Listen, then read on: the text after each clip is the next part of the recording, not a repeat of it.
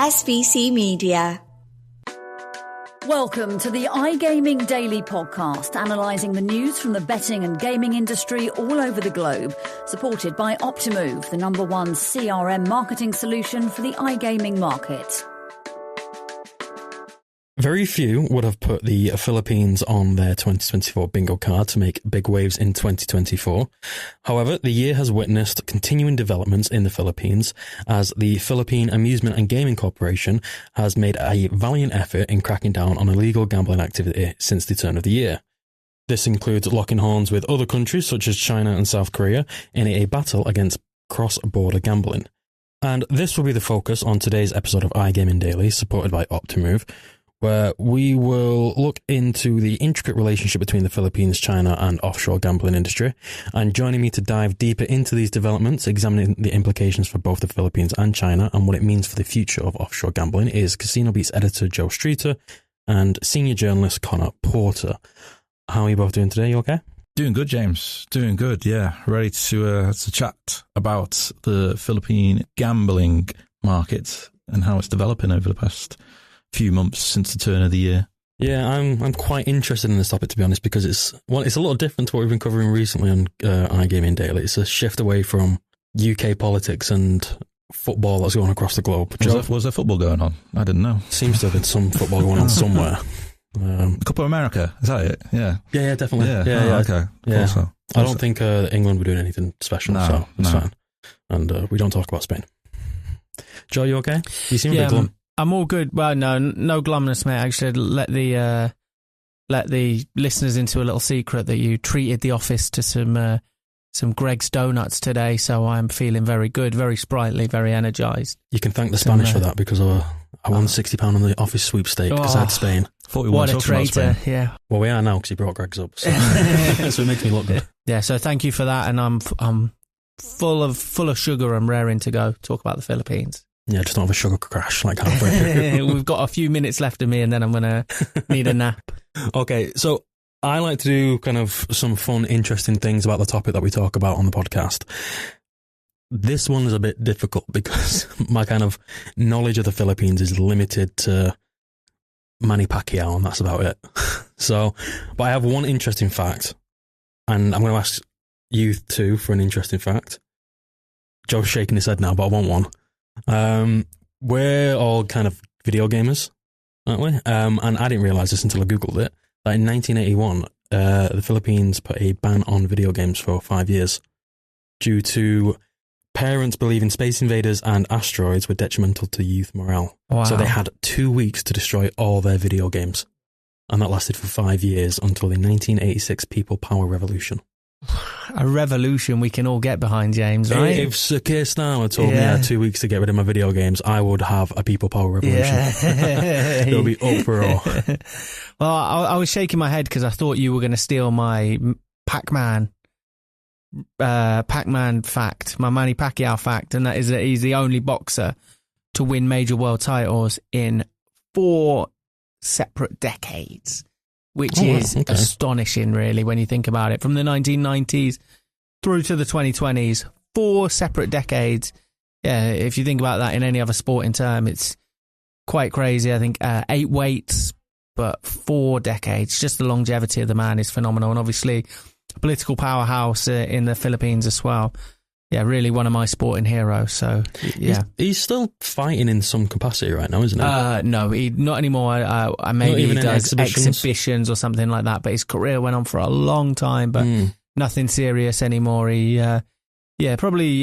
lost maybe like 5 or 6 years ago and called it a day then after a last run. But he quit at the very top of the game as well. He never really declined. He stayed at the very highest level. Nice fact. Wasn't expecting that one. Yeah, I thought you were going to steal it from me for a minute when you mentioned Manny Pacquiao and my heart was racing. I thought you might have snuck mine when you said Pac-Man. Oh, I just wanted to keep you on your toes. Yeah. Connor, anything? We've set a high bar here, to be honest. Yeah, that's what I mean. Like, you pretty much covered the only thing I know about the Philippines, unfortunately, which is about Manny Pacquiao and his fantastic boxing record, and obviously gone on to become a politician of the country. So, yeah, that is as far as my Philippine knowledge as goes. Apart from these numbers that we've got coming up here, I was just going to say interesting fact, you know. What a nice little segue, because I was going to say, you know, something other than Manny Pacquiao, but actually the number one interesting fact today is that Optimove is the number one CRM marketing solution for the iGaming market and the supporter of the iGaming Daily podcast. Listeners out there, you can still claim a free month of Optimove by visiting www.optimove.com/SBC. All links will be left in the description below. So, go on. First off, we're going to talk about the Philippine Amusement and Gaming Corporation with their latest financial results. I believe it was the first half of 2024 results. Connor, you've been delving into them. What were the headline figures? So the headline figures for them was an over 120% increase in net income in comparison to the first half of 2023, so year over year. An over 19% uptick in gross gaming revenue as well. And the CEO and chair of PAGCOR, Alejandro Tango, said that this would be a banner year for the market, considering how well they've done so far in the year. So net income currently stands, this is in pesos, Philippine pesos, stands at 6.56 for net income, which is roughly about 102.8 million euros. And as previously mentioned, over 120% increase on the year. Gross gaming revenue standing currently at 194.74 billion pesos, up 19.21%. And Tenko puts this down to the reforms and enhanced regulations that they've been implemented under the new administration, contributing towards the growth. So, yeah, good growth for them in the first half of the year. And interestingly enough, this is pushing close towards some of the forecasts that they had earlier on in the year, back in March. Part of their hoping of more attracting investments into the gaming market was to be decreasing the GGR remittance rate for online and on-site betting platforms from April this year. And with that in mind, back in March, they forecasted the 2024 GGR to be around 336 billion pesos. So the fact that they're already up towards 200 billion pesos is good going from so far. Looks like they're going to breeze past that benchmark quite easily come the end of the year. Mm-hmm. You've covered every single question that I have on this actual part of the conversation, but I think it's really important to highlight PAGCOR's financial results because they have been very active in the first half of this year, like I mentioned in the introduction. These financial results come in the same month that PAGCOR emphasised its commitments to eradicate the illegal gambling market and evolve the country's gambling sector by potentially banning Philippine offshore gaming operator hubs. So, first off, Joe, what are Philippine offshore gaming operators hubs? So they were brought in 2019, and without knowing the economy too much, it's hard for me to give a full definition. But in self-contained gaming hubs, they try to sort of home operations of Philippine offshore gaming operators, which as the name suggests. And there's a real when they were brought in anyway, there was a real emphasis on kind of halting and lessening as much as possible interaction between Chinese workers and local Filipinos. And yeah, the gaming hubs essentially, and quite innovative when they were brought in, a new idea, but it hasn't quite panned out the way in which I think the country would have liked. Mm-hmm.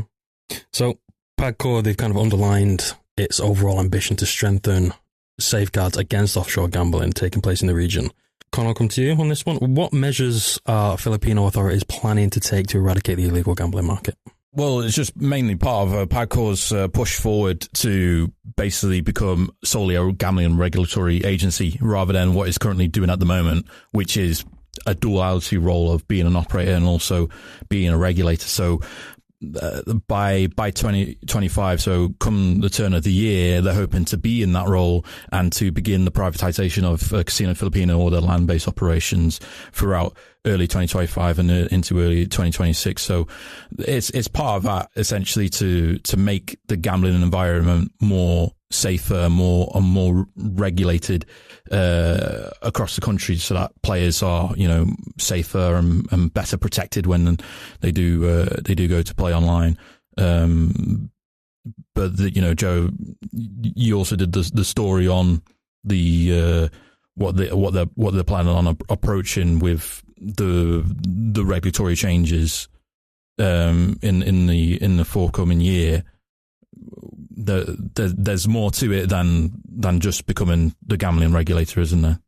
Yeah, it's a challenging one, and it's no doubt going to be a long process. And the main action, as you say, of banning the pogo hubs is driven by an overall ambition to kind of clean up the sector in the region and clean up the region's gambling reputation, which has kind of plagued it recently in recent times, with them being on the FTAF grey list as well. But the PAGCOR chairman kind of underlined just that this is a process, and that whilst they couldn't guarantee that bad actors would no longer look to engage in illicit activities, they are looking to really increase the obstacles to make these towards these illicit activities, and make it harder for them to be engaged with.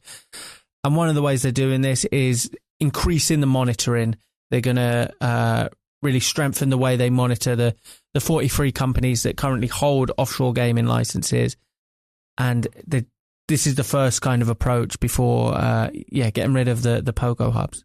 You mentioned there, Joe, that their aim is they're currently on the Financial Action Task Force, the grey list. When are their aims to be delisted from that? There were ambitions to be delisted, I think, there were initial plans for February of this year. But I believe it might be moved to 2025. Yeah, but it's going to be moved. I think it was February this year. Mm-hmm. It was early this year anyway. There were aims for that. They weren't removed. They were unsuccessful in that one. However, there are ambitions, and there's growing optimism as well that they will be removed by 2025 at the latest. And that, I would say, comes even amidst challenges from largely presented from the gaming sector, of money laundering allegations and events like that. But it comes amidst that. And I think the efforts to clean up the gambling sector will be certainly fuel to getting them off this list, and I think will certainly help in accelerating that process, and will have largely contributed to the optimism around them finally leaving the FTAF grey list. The other thing about the pogo hubs that is really worth mentioning, that is kind of imperative to why it hasn't worked since 2019, is they've kind of become a hub not just for illicit gambling, but there's been instances of human trafficking and other illegal activities that have kind of stained the reputation of the gambling industry, the wider gambling industry in the sector. So I think that's had a big part in why they are looking to eradicate the pogo hubs, and are looking to tighten frameworks around the gambling industry. And you only have to look at the numbers from the recent released financial report to show the indication of, what not only just what net income and revenue that can possibly be generated from these operations, but also how those operations can contribute towards government initiatives that help out the country in numerous different ways. So it's one of the reasons why they want to clamp down on the offshore, and to really solidify their presence as a gambling regulator, so that they can better protect players, but also provide that vital support for government initiatives as well. Perfect. Cool. We're running out of time a little bit for this podcast, but I do want to touch upon something that I mentioned in the introduction, and that was that the Filipino government locked horns with China. Joe, can you just explain what's been happening here? Because it was, I believe, a few months ago. Yeah, I mean, it kind of forms part of a wider effort from China and from the Chinese embassy, just warning citizens against offshore gambling. And they've lobbied the Philippine government to kind of strengthen their action against offshore gambling activity. This was prior to the action we are now seeing from the Philippines. So interesting there. I can read you the statement from the Chinese embassy if you want, not to be a mouthpiece for, but it is interesting, and obviously the impact it has had. Obviously, China are a big player in that region, especially, and their political weight will have some thrust. They just emphasize that Chinese law prohibits all forms of gambling. The Chinese society strictly cracks down on Chinese citizens engaging in gambling businesses abroad, including pogos, which is obviously very significant. They also stated, and this is from them, that there's ample evidence that shows that pogos breed serious crimes such as kidnapping for ransom, human trafficking and murder. Pogos are detrimental to both Philippine and Chinese interests, as well as Chinese-Philippines relations. So, yeah, that's obviously going to have a big impact.